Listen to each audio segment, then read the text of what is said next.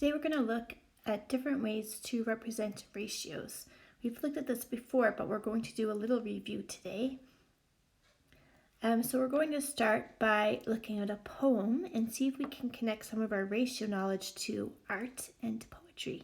So the poem goes like this. I have a shadow hooked to me. Sometimes he's big, sometimes he's small, sometimes he isn't there at all. He doesn't seem to like the rain. Maybe thunder scares him too. He's gone from me on days like that, 'cause there isn't much to do. But if it's really sunny out, he doesn't like to hide. He's hooked right there beside me, and we play all day outside. By C.J. Heck. So if you haven't guessed, our lesson today is going to use shadows as our example. Okay. We all know that ratios is a way to compare anything. We can compare two things or three things or more things. But today we're going to compare an object and its shadow, and we're going to look at different ways to represent this.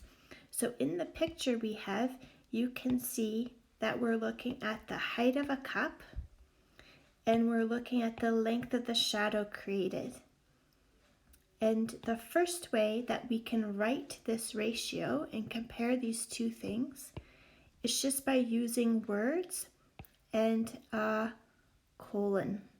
So normally when we write ratios, as you know, we use a colon to separate the two things that we're comparing. In this case, we're comparing the object, the height of the object, to the length of its shadow. And in the case of the cup shown in the picture, the object is 8 centimeters high and the shadow is 11 centimeters long.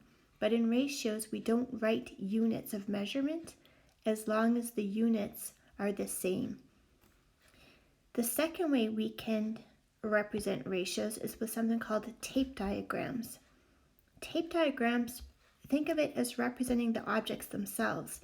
So in my first one that's red, I'm representing the object, and the object is 8 centimeters high, and so I have 8 squares to represent the object. The length of the shadow, so S for shadow, is 11 centimeters long, and so I have 11 squares to represent the shadow. And this lets you have a visual of how long the object is compared to how long the shadow is.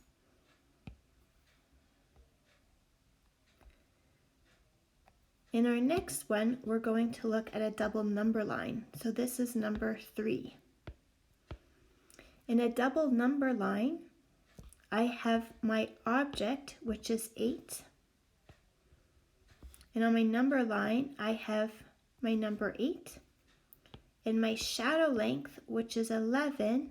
And on my number line, the 11 is lined up in the same position as my 8. So that I know 8 units is equivalent to 11 units in my shadow. And the fourth way we represent ratios is with a graph. And along the horizontal axis, I have the height of my cup, and along the vertical axis, I have the length of my shadow. And I know that since I have an 8 to 11 ratio, that my points that I'm using, this first point, is the point 8, 11. That's my coordinate point because my cup height is 8 and my shadow length is 11. Now in order to have a graph, I have to have more than one point. So my second point I found by doubling my data. So for example, instead of having 8 and 11, I doubled it to get 16. And I doubled my 11 to get 22. And so my second point I have is 16 and 22.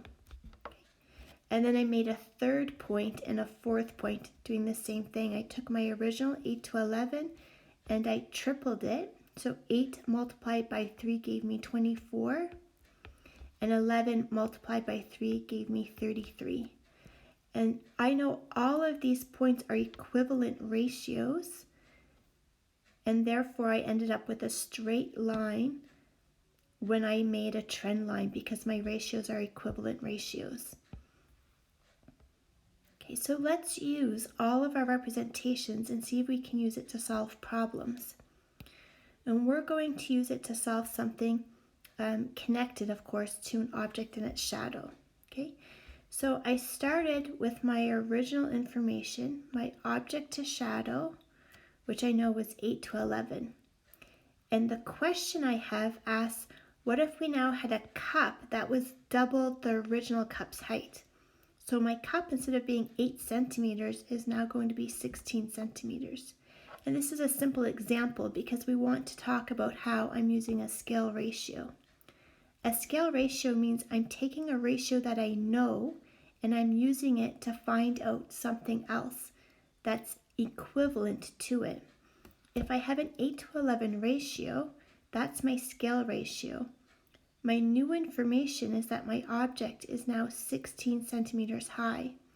So I have to think, well, 8 multiplied by 2 gave me 16, which means I have to do the same to the other side because they're equivalent ratios, and 11 multiplied by 2 gave me 22. So that means that my shadow would now be 22 centimeters long if I had a height of 16.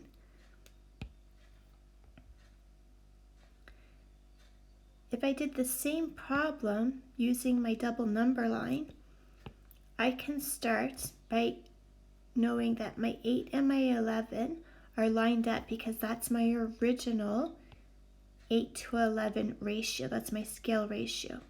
If I continue my number line, then I know that I have 9, 10, 11, 12, 13, 14, 15, 16.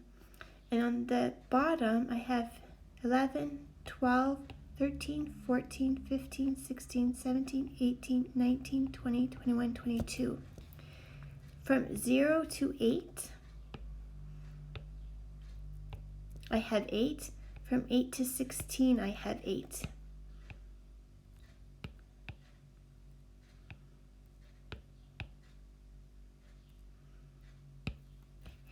From 0 to 11, I have a distance of 11. From 11 to 22, I have a distance of 11. That means if 8 to 11 is my scale ratio, and I now have an object that is 16, my shadow must now be 22.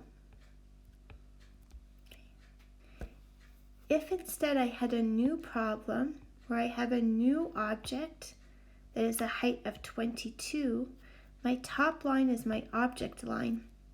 I then have to find where 22 is on my object number line. So if that's 16, I have 17, 18, 19, 20, 21, 22. That's 22. And I want to know what number lines up with 22.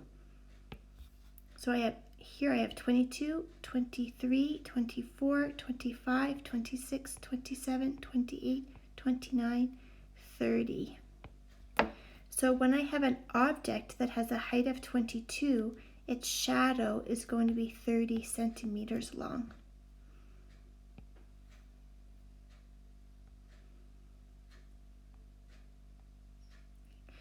I can do a similar problem using the graph.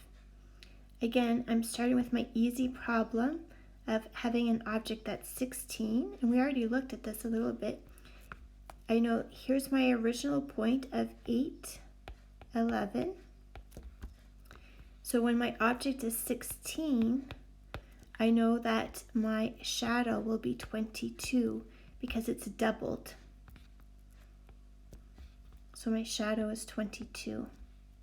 However, if I now have a number that's unusual and it's not one of my points on my line, if I have an object that has a height of 25, on my graph I can find where my height of my object is 25,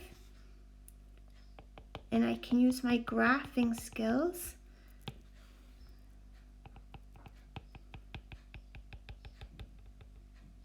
to estimate. If I did a very good graph, I'd be able to read it perfectly. that my object must be a height of about 34.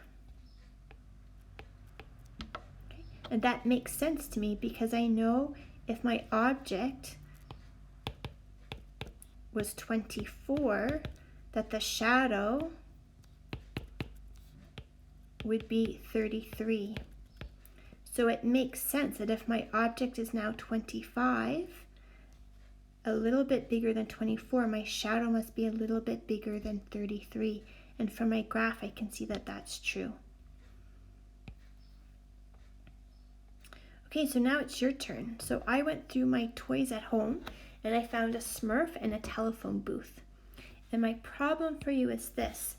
If the Smurf is 4.5 centimeters tall and has a shadow of 9 centimeters, and my telephone booth is 8.5 centimeters tall, how long must the shadow of the telephone booth be? And I want you to use at least 2 forms of representation to find the solution. So you need to find the solution in 2 different ways.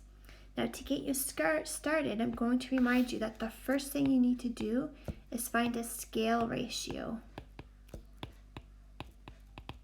And the scale ratio will change depending on what your original objects were. We have to use my Smurf and its shadow as my scale ratio. So I'm going to use my Smurf to its shadow, because as the sun moves, the shadow changes, so the relationship and the ratio changes.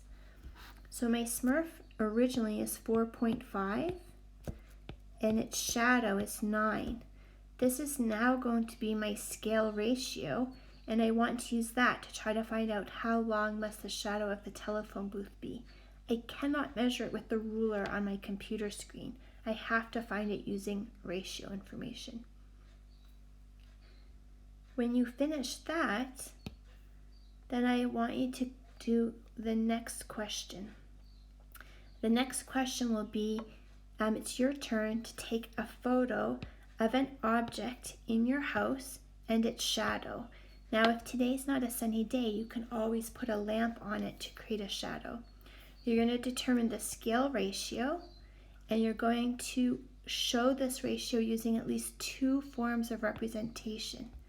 You're going to upload both solutions, this solution with your own shadow picture and the solution with the Smurf and telephone booth, to this assignment, and we're going to give you 2 days to finish this assignment.